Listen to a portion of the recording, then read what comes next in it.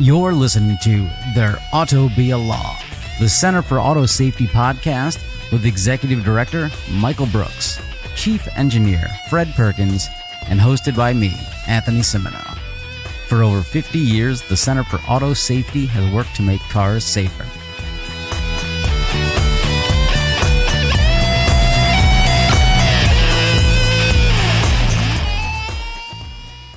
Thank you for taking Johnny Cab. Thank you. Hope you enjoyed the ride. Kit, there's no one inside here. Michael, that's impossible. A car doesn't drive by itself. Doesn't it? Whether it's Johnny Cab from the movie Total Recall, it's Knight Rider and Kit, or it's Herbie the Love Bug, for decades we've been hearing about self-driving cars, how these are the next big things. And I've honestly been expecting it for quite some time. It doesn't help, especially when this guy starts speaking. But eventually, all cars will be self-driving. But we're not going to talk about Teslas, because I hate to break it to you, they don't actually make full self-driving cars.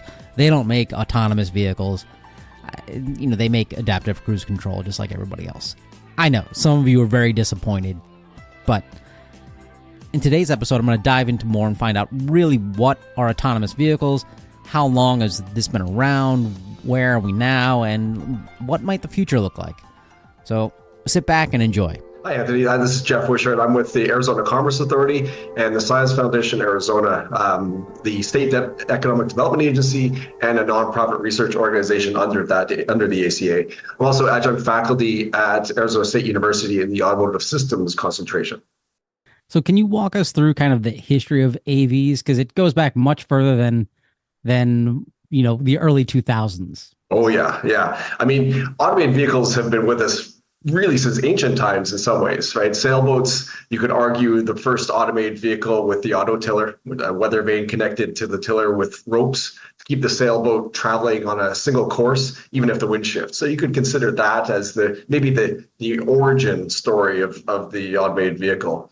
But the idea of a ground vehicle automation really came about in comic books and science fiction novels starting around 1935. So Norman Bel Geddes of GM presented his vision of automated vehicles in his Futurama ride at New York's World Fair in 1939. So his vision included speed and collision control similar to railroads and trenches to keep vehicles in the lanes. Obviously, the compute at the time made this kind of fantastical and not really feasible at the time. But the benefits of automated vehicles were known then, right? Reduced need for downtown parking, reduced collisions, higher efficiency, road density, reduced congestion, and even more family time was known. So there's a picture that they published of a family playing a board game in their car as they're driving down the road. So the concept has been around since the 30s, and so quite some time. I guess the development of the digital computer in the 1950s and 60s really began to allow the technology to catch up with the ambition. So the first efforts were allowed cockroach-like motion, so sensing, processing, and reacting. They were possible. The sensing and reacting were possible with technology back in those times, but the machine intelligence of the processing step wasn't there. So we really couldn't do everything that we needed in terms of the path planning, the perception and path planning. You could sense something was there, but deciding what it was and what to do about it, it was not there.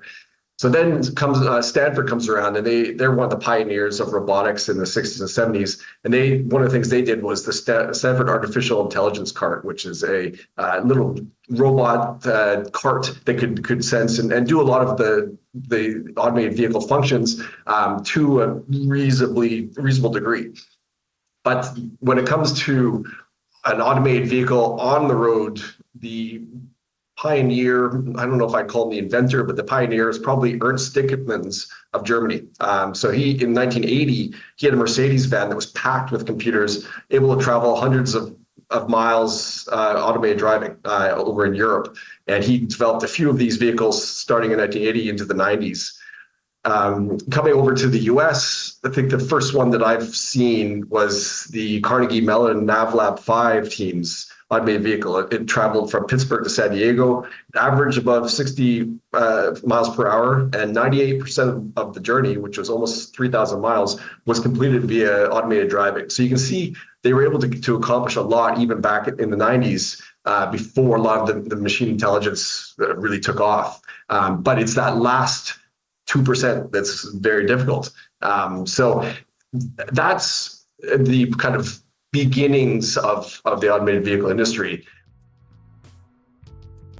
That final 2% that Jeff just mentioned, that's a recurring theme when you talk to people in the autonomous vehicle industry. It's that little technical hurdle. I mean, it sounds little, but it's seemingly insurmountable. And to find out a little bit more about that final little hurdle, we're going to turn to Philip Koopman. Because coming into this, I remember 10 years ago telling my kid, I was like, your generation won't even have to learn how to drive. These things, I believed the hype and whatnot. And oh then, man, you drank the whole gallon of Kool-Aid, didn't you? I totally did. I'm Phil Koopman. I'm a professor at Carnegie Mellon University. I've been working on self-driving car safety for more than 25 years. So that's before the DARPA Grand Challenge, before all that stuff. There was a project called the Automated Highway System back in the 90s, and I was the CMU safety guy on that project. I was like, this is, of course, why couldn't they drive themselves? Yeah. And then as the more time I've spent on this, a lot of arguments you see on this is, well, you can just get into your car, fall asleep, read a book, watch a movie, wake up, you're at your destination. And in my mind, I'm like, that's a bus. You can actually do that today. The problem, and people think people feel justified in doing that today. And we've seen videos of people doing that today. The problem is you don't always wake up alive at your destination. I mean, that's the issue, right? Let's go back before I'm falling asleep in my car and hopefully waking up at my destination. So from the 90s, you went into the early 2000s with something called the DARPA Grand Challenge. Can you talk a little bit about that? Right. That was like a next generation of researchers, and they had to relearn a lot of the same lessons. So we knew back in the 90s that if you gave the driver automated steering, they were going to tune out. And Waymo apparently had to learn that for themselves and said, oh, who knew? It's like, well, we were trying to tell you and you didn't listen to us. You know? That's not literally, well, it's almost true, but you get the idea. We won't go into conversations, but you know, but we knew all these things back in the 90s, and they were rediscovered. And that now, to be sure, there was a big change with the DARPA Grand Challenge and Urban Challenge. The technology had progressed, the computing had progressed. So the very first nav lab, when I was a grad student, I was walking through the park on my way to teach my 8 a.m. recitation as a TA, as a teaching assistant. And I assure you, the students were not happy. But I would walk past Nav Lab 1, which was this like big bread truck full of computers with roaring fans creeping down to the sidewalk at 1 mile an hour, you know. So things have changed dramatically. Right. And a lot of it's just more computer, but also the whole advent of machine learning really, really made a difference. It made a lot of things possible that they hadn't figured out. But machine learning is statistical. And statistics are great at 99.9. They have a lot of trouble with 0.00000. I'm not going to count the right number of 1%. Statistics aren't terribly great at that, but that's where safety lives.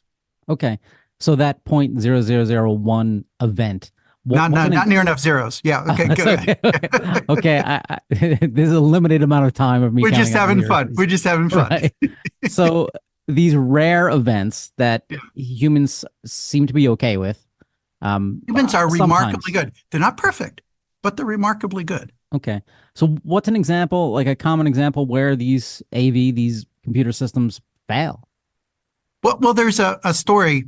And the stories I can give you have mostly been fixed because I've told the stories and people have heard me fixed them. So, but you know, this story that when Waymo was starting, they said, we're not going to worry about construction zones because they're rare. Okay. And on an individual driver for any particular hour of driving, unless you're on certain places of interstates in July, you know, during road destruction season, right? You know, unless you're in those places, construction is really rare. Accident scenes, crash scenes are really rare. But 99% doesn't even get you in the ballpark of stuff that every driver has seen many, many, many times. So the first hurdle is getting past the stuff that is rare on an hourly basis, but not rare on a driver year basis. Okay. Okay. One driver in 1 year can expect to see a lot of stuff, right? And the car companies are basically sort of there, not driving into wet concrete, stopping at school buses, being able to handle a police stop without running away from the police officer. And, I'm calling back to several events that have been in the news. Okay. Yeah. Or tragically hitting a pedestrian, arguably through no fault of their own. There's an interesting discussion about defensive driving, but let's just say when crews hit that poor woman, it wasn't their fault. Let's just say that, okay? Because that's mostly true.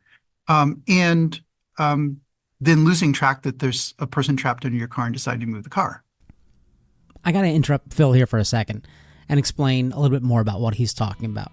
What he's talking about is an incident that happened in San Francisco where an autonomous vehicle dragged a woman. And to start that story off, we have to meet this guy.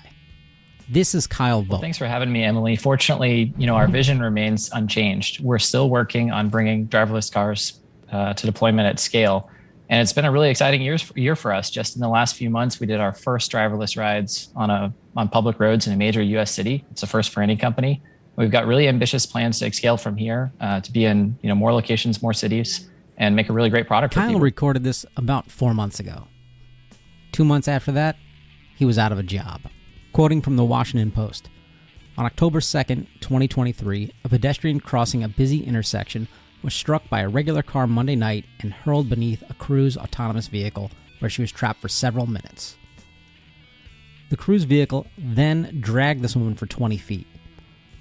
The problem is, GM Cruise didn't share their footage and the full details of what happened to investigators. Later, investigators found out, and this is what led to GM Cruise's demise. Now back to my conversation with Philip Koopman. Well, that's a different problem. That may not have happened to anyone who's listening to this. I hope not, because I don't want to be that driver, okay? But many people listening to this probably have been involved in a pedestrian collision, because that does happen. And the first time you're involved in a pedestrian collision, an ordinary person, now people will just freak out and do something crazy. That happens with a small likelihood. I get that, because people are people, right? But most people will stop the car and say, I just hit someone. What say I get out and take a look before I decide to move my car out of traffic? And the Cruise vehicle didn't do that. So that's kind of an inhuman mistake. And that's the kind of thing that it's never happened to any of those cars before, that they've hit and decided, well, actually, there was a fatality in Tempe, Arizona. So there have been a few, but this is the first time one decided to move even though they had hit someone because they decided it was a side hit instead of a front hit, and, because reasons. But It's like, what in the world are you doing moving your car without actually being sure where the person is? And so you could say they've never seen it before, but a person would probably get that right. So people are pretty good about reasoning and about novelty. And machine learning is all about, well, did I train on the data? No, I don't know what to do. Yeah. So for situations like that, these edge cases, how much training needs to happen in there? Because any 16-year-old with a learner's permit would think hey, I'm going to stop the car. I think I just hit something. I'm going to go see what it is I hit. Stopping the car sounds like a real good idea. Yeah. Right. So, Right. I mean, as a normal 16-year-old, even someone younger than that would do that as a human. How much training would a machine learning system need for it to understand these things? Well, it depends how you go at it. But the naive approach, the straightforward approach is, if there's a situation you want it to handle, you find a bunch of examples of that situation, like thousands of them, maybe fewer. There's a lot of it depends. If it's seen stuff close, maybe not as few, but it's not one or two. It's a lot. You show it lots of examples and it pulls out statistical numbers about what to do in those situations. And statistics means lots, right? You don't do statistics off one thing. Okay. There's a thing called one-shot learning. There's a bunch of cool things you can apply. So I'm going baseline. You showed a whole bunch, hundreds, thousands of examples, and it learns. But where do you get hundreds or thousands of examples of collision people? We have to use a simulator, and now you have to make sure what it's learning from the simulator is what it should have learned if it were real. And did it learn off some weirdness or artifact or simplification of the simulator that it will translate poorly to the real world? So now you have a testing obligation. It's really hard to do this. So stuff they see all the time This is why the 98% is easy, because you see it all the time. You got plenty of examples. And the rare things that are high consequence is harder because you don't have that many examples. And so what do? They spend a lot of resources going to test tracks. They spend a lot of resources, Waymo in particular, years ago had this big effort where they would set up, they would collect data, they would have a closed course track, they'd recreate things, and then they'd use that as the basis for a big simulation campaign. I mean, that's what's involved to do this right. And the other companies since have started doing things like that. But someone has to think about it. If no one ever thought of that and it's not in the simulator, you're not going to learn it. And ultimately, there are a lot of aspects of safety, but ultimately the limit to safety of this technology is that if no one ever thought of it, you never trained it, it's probably going to get it wrong when it happens for real. Whereas people are astoundingly good at most of the time getting it right, even though it's a complete surprise. So with what we're talking about, these are what SAE would call level 4, level 5 autonomous vehicles, where the human's not in control ever and the machine's driving it the whole time, right? Well, The levels have so many skipping problems, that, we're just as a very high level.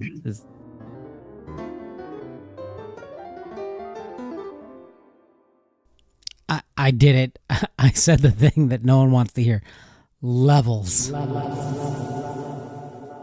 So I'm going to turn to Fred Perkins to explain SAE levels. Hi, my name is Fred Perkins. I'm the chief engineer at the Center for Auto Safety. Help me understand what these SAE levels are. All right, SAE J3016, which is a report, not a standard, lays out different levels of automation for vehicles, just to make it convenient so people know what they're, they have a common understanding of what they are. There are 6 levels. Level 0 is basically any car or truck made before 1980, and any later cars that include things like ABS and automatic emergency braking or blind spot detection, things that give you information but do not actually control the car. So they're not considered automated controls.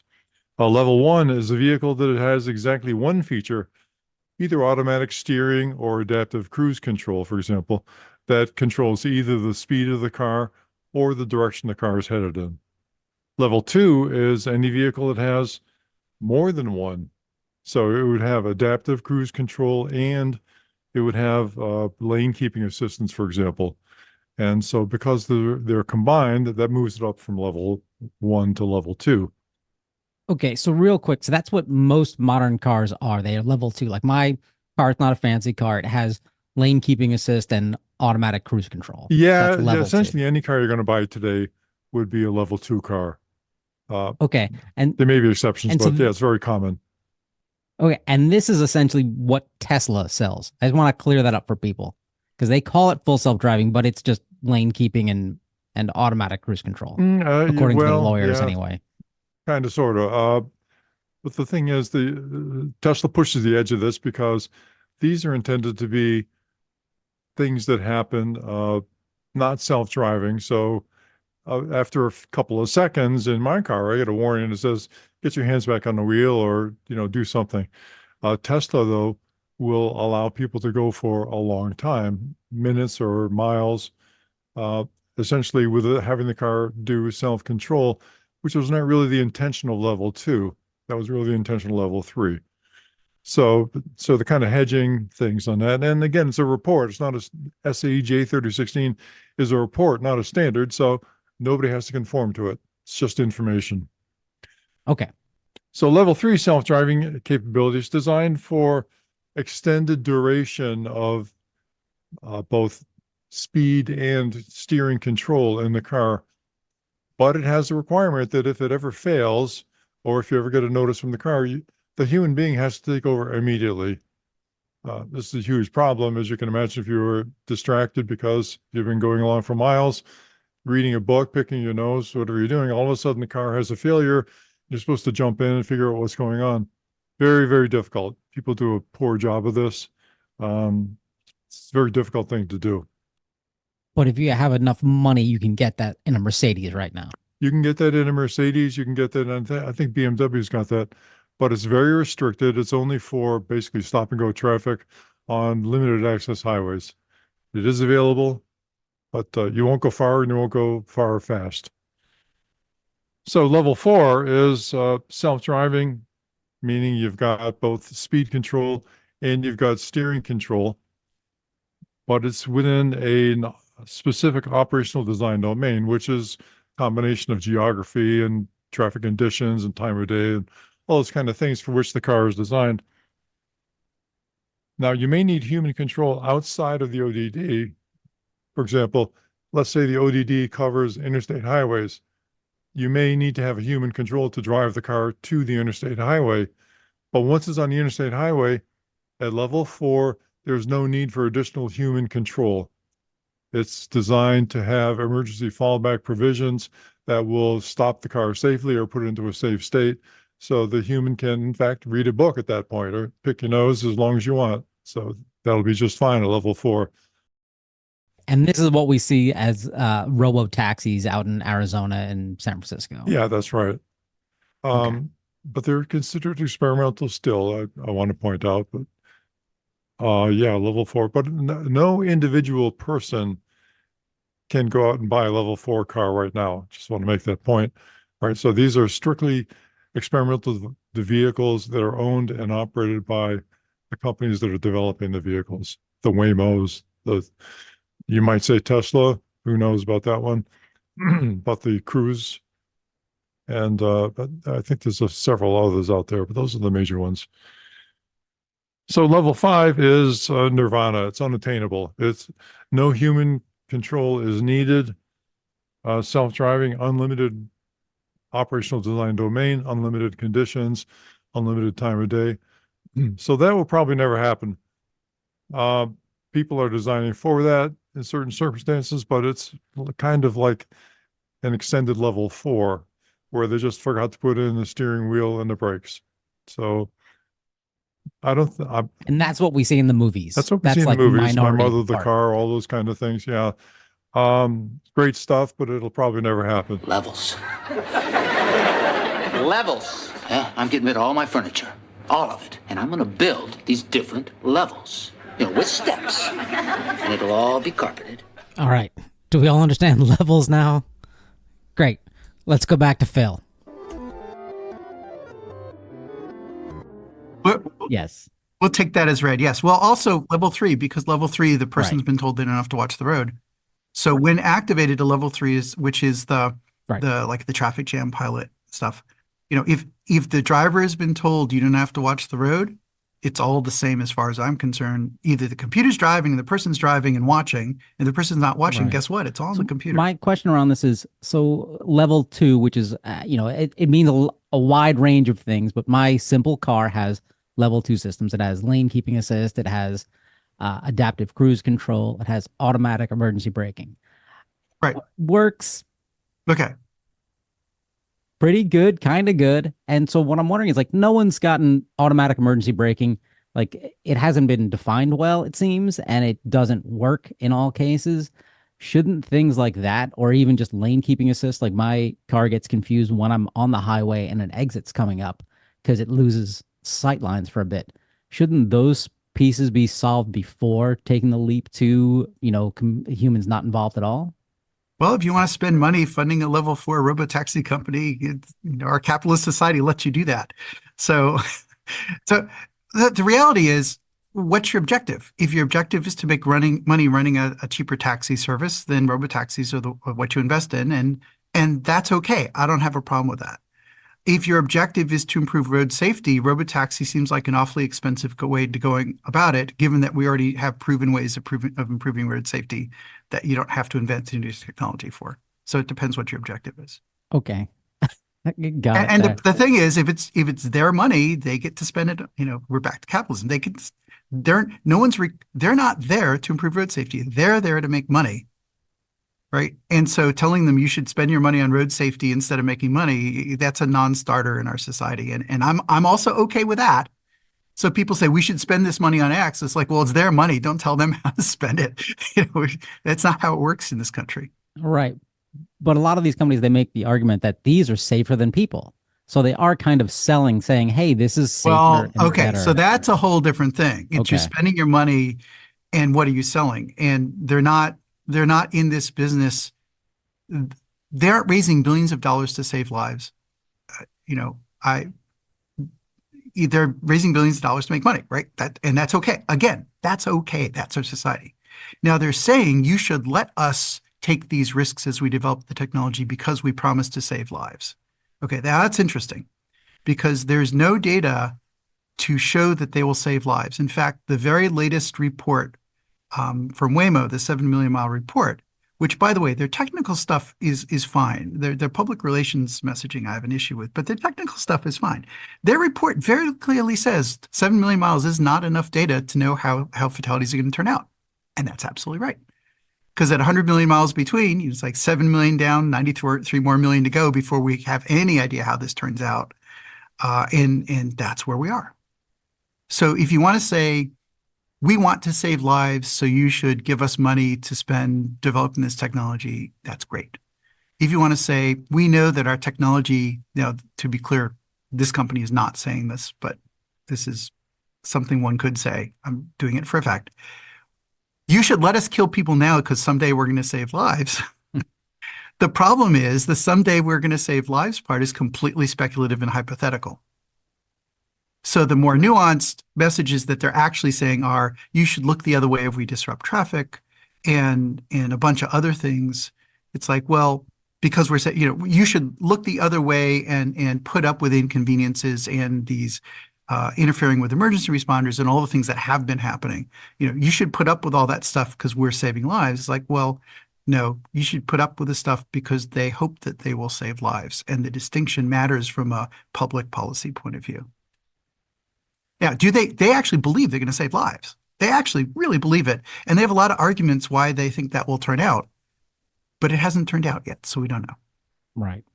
So how do you see the best systems, these best AV systems, compared to responsible human drivers today? So we take out all the drunks, we take out all the texters. Well, you're up at what, 200, 250 million miles per fatality now? So yeah, it's very hard to do. Those are approximate numbers. It's very hard to do that math, as it turns out. So that's not an accurate number, but it's okay. I mean, it's a lot better. Well, we don't know because we've only got one company has 7 million miles, 243 million more about to go before we have something like 70% confidence at. We don't know how it's going to turn out now. And in fact, I was just having this conversation with someone just before this, okay? There's a balance that if you teach the computer to drive in a safer, saner, better way, okay, that will improve outcomes. But if the computer driver has software anomalies or hits things it can't handle too often or just does bizarre, there's a bad software update and 10 cars crashed that day because it was a bad update. And we've just seen bad updates be in the news, right? Right. That's how computers fail. They fail a whole bunch at once. And you had a lot of good days. You have one bad day. It's going to take a whole bunch more good days to make up for that. And nobody knows how that balance is going to turn out. So are they safer? Well, they have the potential to be safer. And in the small, on an everyday basis, there's gathering data showing that for low severity stuff, they can be safer. But jury's still out on what they're selling, but they're not selling that. They're selling, we're going to reduce fatality. They're selling, look at all the fatalities. Well, if you want to judge them on the thing they're selling, the answer is nobody knows.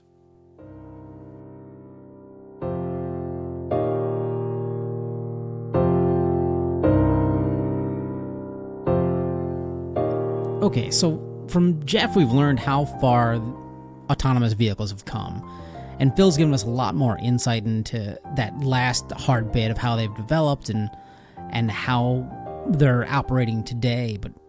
But if they can't prove the thing that they're claiming, that, hey, we're going to be better than humans, and how are these things getting on the road? I don't understand it.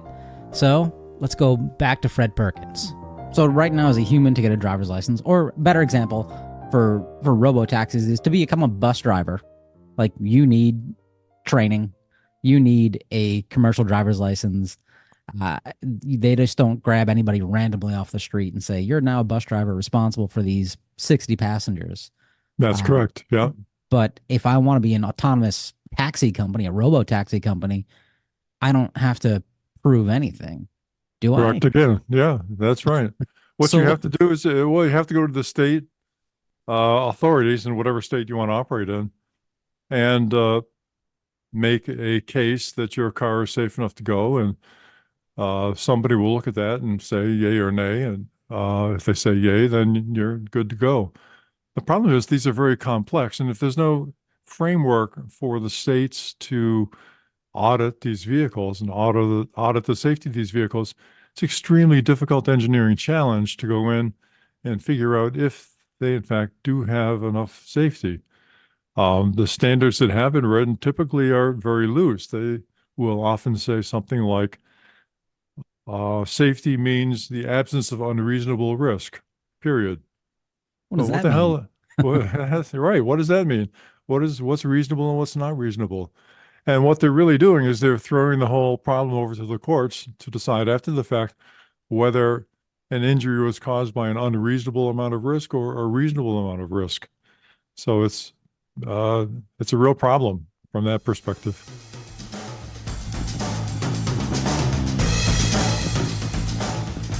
Unreasonable risk. I don't know. I think it's time for me to call in the big guns, to call in the lawyer, Michael Brooks. I am Michael Brooks. I'm the executive director at the Center for Auto Safety. Michael, I was just talking to Fred and I asked him, how is it these things are getting on the road? And you're a lawyer, and from that policy point of view, how is it possible that my kid had to take a written driver's test, has to take a physical driver's test, and prove all sorts of things, get insurance, but I can say, hey, I'm a robo-taxi service, let me free?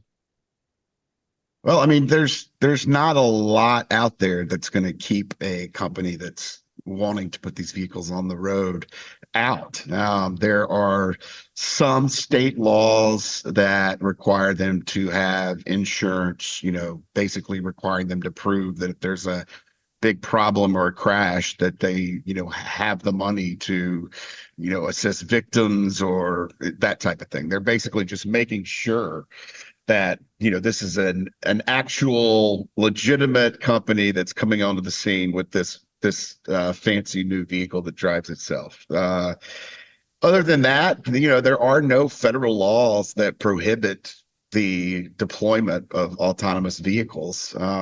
They do have to meet, passenger vehicles do have to meet the federal motor vehicle safety standards, none of which address automated vehicles or any of the systems that are involved in the driving that computers will be doing in those vehicles. So it's it's basically the Wild West at this point. California has, taken somewhat limited steps to require some crash reporting of sorts. And the federal government has done the same thing in its standing general order. So they're, keeping tabs on incidents, but, none of that's going to prevent you from building one of these things today and putting it right out on the road and offering it as a service. There's just not a lot of real high bars. You don't have to prove without a doubt that your autonomous vehicle is safe before you put it on the road.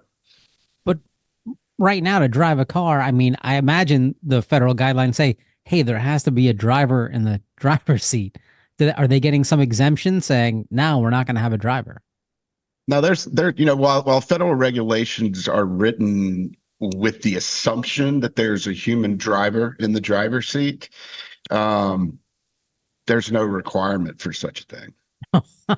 Oh no, that's disturbing and frightening. Well, it sounds so obvious that, but it's I guess it was so obvious when they're drafting these things that it's something you don't need to require. I mean, of course a car is going to be driven by a human.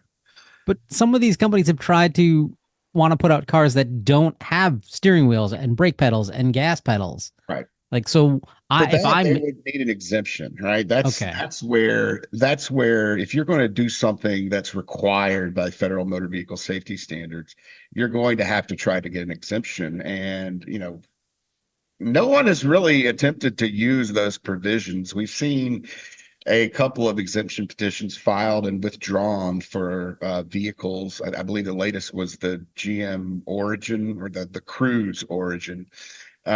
which kind of that plan kind of fell apart in the wake of what happened with Cruise. But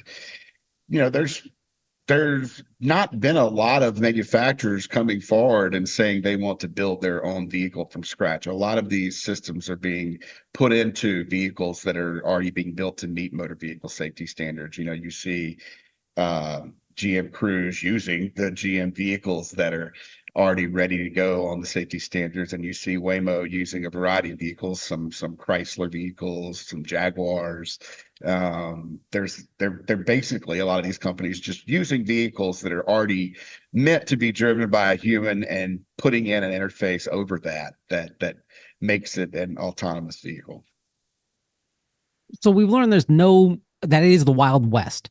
There's no real standards around how these things should operate, what they should do. What is the Center for Auto Safety doing to try and make it so, hey, there's some base level requirements? Basically, what we're doing, and we see a vehicle being deployed by Cruise that completely ignores a big chunk of safety, which is post-crash safety. And I think what our role is in that process is just making sure that the public, that policymakers, that folks in the government are aware of some of these gaping safety issues that exist in the autonomous vehicle industry. They make a lot of promises.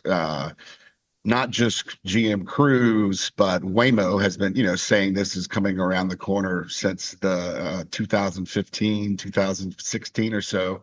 When I got an opportunity to ride in one, they said they would be, operating in 2017. Well, they are, at this point, Waymo is still operating in some certain very small areas of the country, and they plan to expand. But this, robo-taxi revolution is not really happening. And, I think one of our roles in this has been to push back against all of the aspirational thinking that goes into building these massive corporations centered on a technology that may not be mature yet. There's a lot of hype.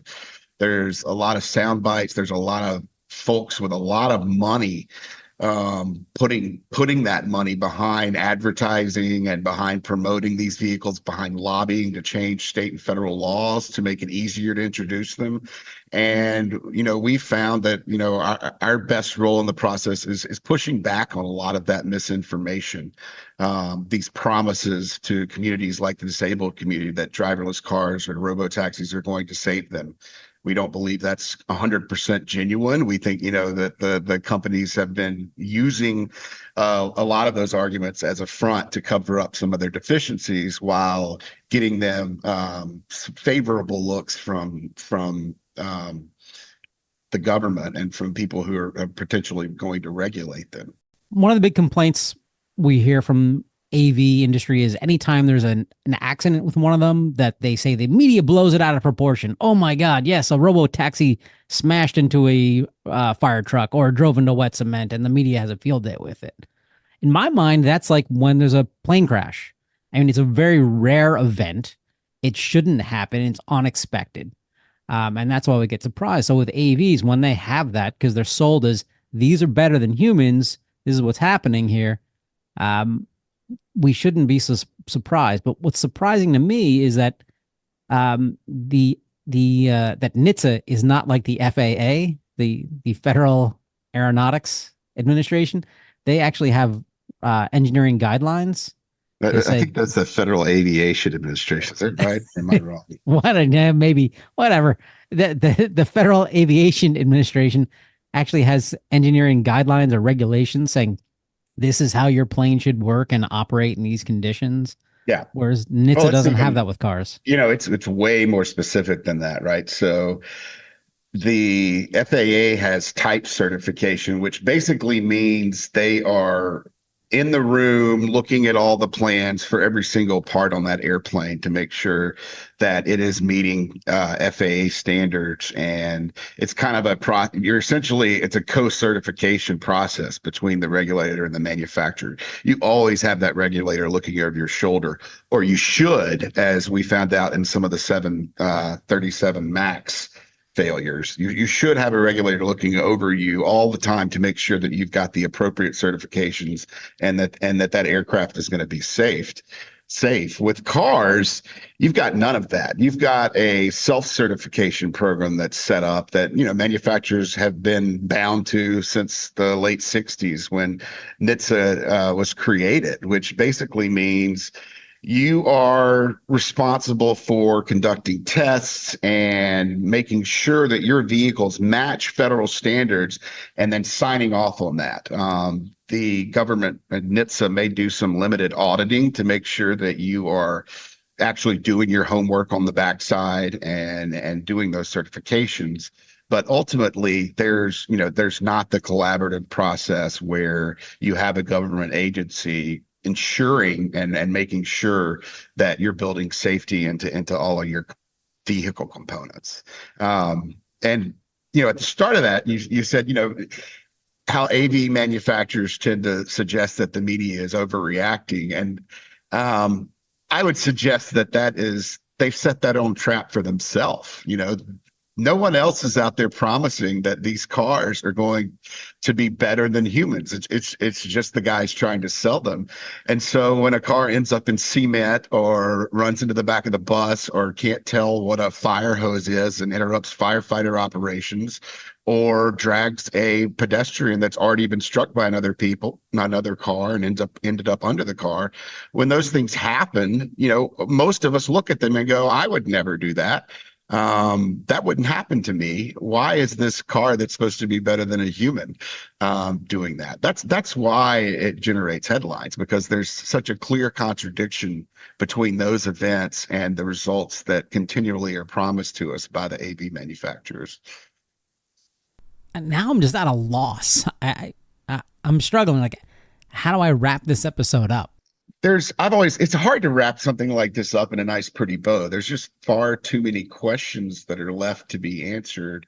And a lot of it depends on, how consumers and how the public accepts these vehicles. I mean, we've seen that they're not really willing to accept what Cruise was offering in San Francisco. We saw a lot of problems there. Waymo's having a few of those similar problems, and we're seeing a little pushback on them. But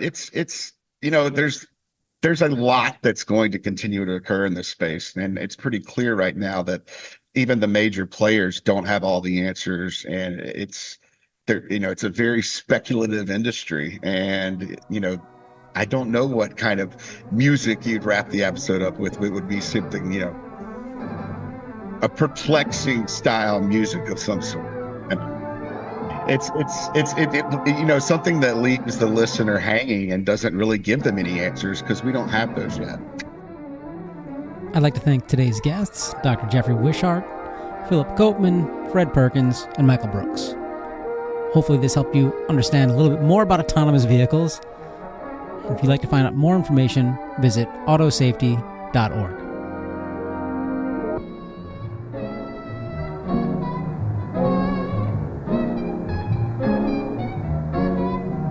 Gotta slow down, so much traffic cuts the flow down till they bring the highways up to date. You can bet your high compression we're gonna be late. How sad, poor Dad. Too bad. We're stuck